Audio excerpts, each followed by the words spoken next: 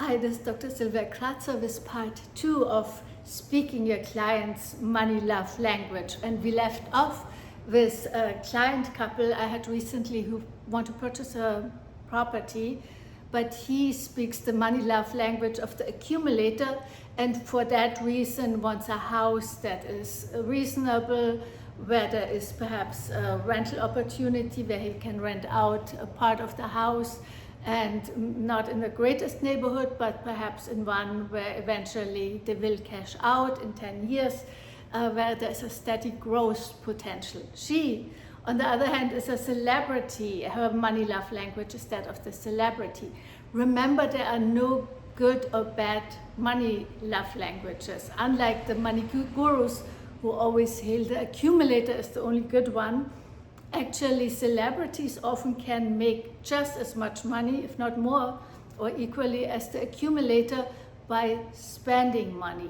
But not just throwing money around, but they often can spend money on flashy items, on representing the Instagram influencer would be one, or the local politician who represents and needs to have a beautiful house for entertaining. All of those would be examples of people who can make money with the celebrity money archetype and love language.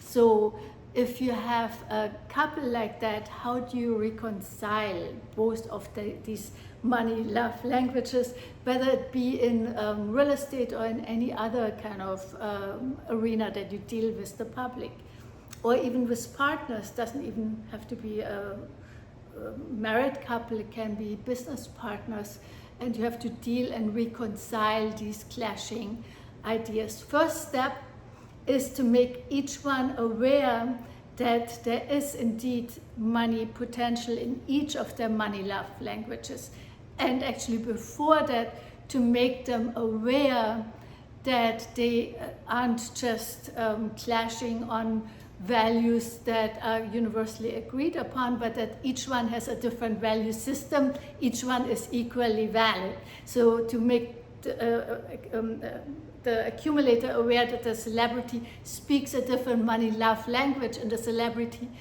to be made aware that her accumulator partner speaks a different money love language. I call it money love language because we are all familiar with the love languages, and we've all come to understand that if someone needs to hear words of love, the partner is very well served if he speaks words of love to her, versus, let's say, her money love language is visuals. She wants to present him with a beautiful house, with gifts. That is how she shows him her love. So once they understand each other's money love language, they're way on their path to resolve their conflicts. So it's not just good for you as you deal with your clients, but for them as well. Watch out how we are going to solve this particular conflict.